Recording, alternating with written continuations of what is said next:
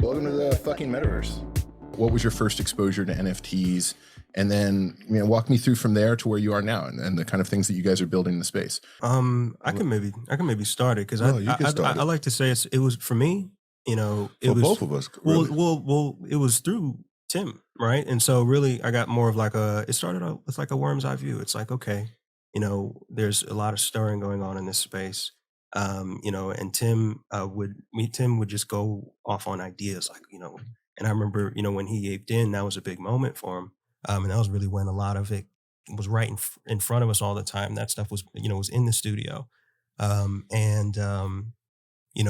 remember just seeing Tim all of a sudden, he's lining up these mints, he's testing the waters. And I just know Tim, he gets excited and he's like, let's just do it. Let's just jump in the water. Let's just see what these things are about.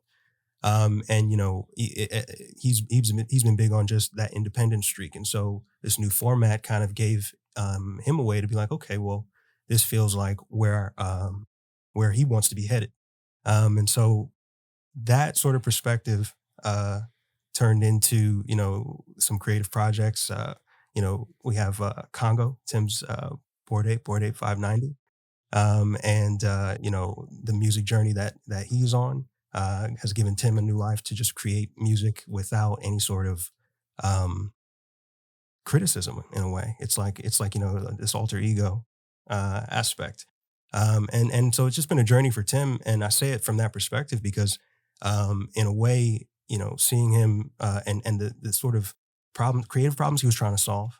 That's really my thing ever since a kid. It's just a big on creative problem solving. Like I found this like secret Google backdoor in an application one time, like really like stuff like, really breadcrumb stuff, but it was crazy. And seeing him try to solve that problem, it's like, okay, I think we can work both sides to the middle. We had those laptops, we had the webcams, and just a lot of creative bent.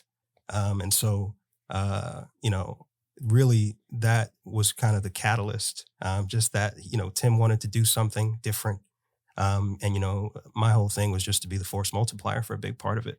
To take the things that, he sees, he's known for his ear. And so for me, I'm like, okay, I can see what you're trying to do. So it's like the eye and the ear tag up type thing.